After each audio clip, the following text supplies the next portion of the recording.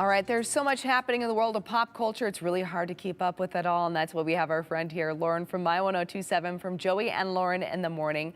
She knows all things pop culture so much that I depend on her as an expert, just like right now. Okay, yeah, so okay.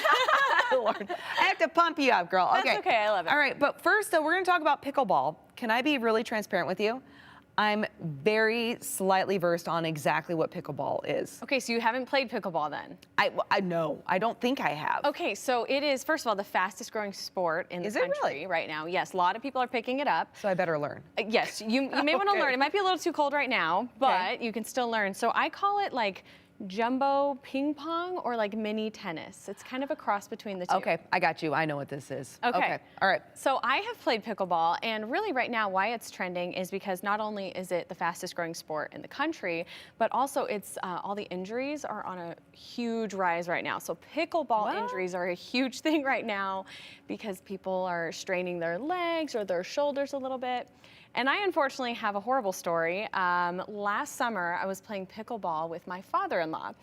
My father-in-law is in his 70s, and I thought it would be a good idea to play against him. And I did not go easy on him, and I hit like a little dink shot that barely tipped over the little net there. And he fell right onto his shoulder, busted up his face, and had to have major rotator cuff surgery. There he is right there, his little injury on his face.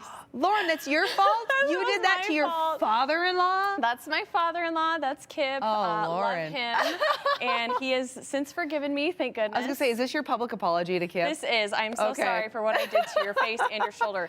Here's the kicker. His surgeon said it was the worst rotator cuff injury he's ever seen in like his 40 years of practice. Okay, all from pickleball. All right, so I'm thinking this is serving as, one, your apology to Kip. Yes. But also a warning to everyone, especially, you know, as we're all gathering with family and friends. Maybe somebody's gotten into a court, I don't know. Or they like to play in the cold outside. Or you can brave it outside in the cold. Totally. That you take it a little more serious, because it sounds like pickleball is a sport that people are doing casually for fun on the side, right? Oh yeah, it's not like something that you're going. Yeah, you're not going and training and stretching before you go, but maybe because you're not, that's why you take diggers and destroy your rotator cuff.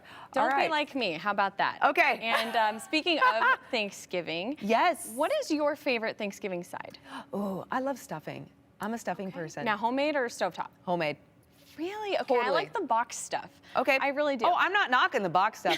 I'll eat that, but my favorite is definitely homemade. Okay, so the top 3 Thanksgiving foods go in order of mac and cheese. Okay. Do you do mac and cheese at your house? Yes, for the kiddos, most certainly. Mac and cheese and mashed potatoes. Mashed potatoes, yes, I've heard that being a top. And number 1 is your stuffing. You're right. Yay! Look at you. Awesome. All right. So yes. And potatoes I knew was going to be up there, especially, you know, our pride here in Idaho. Oh, absolutely. Potatoes always has to be on the table for Thanksgiving.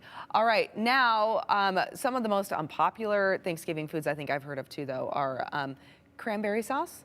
I love cranberry sauce.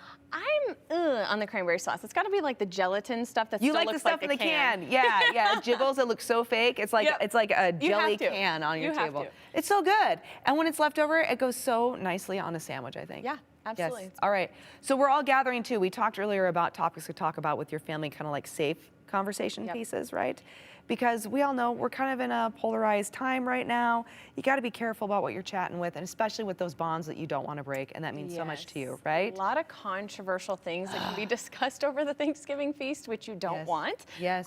Some of the things that research has proven, don't bring up on your Thanksgiving holiday. Don't do this.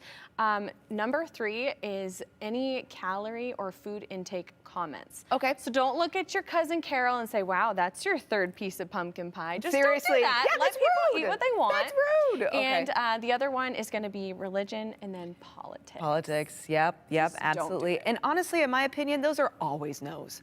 Like, just don't go there. Why would you go there with people that you care so much about, that you want to be able to have a bond? Unless you want to argue.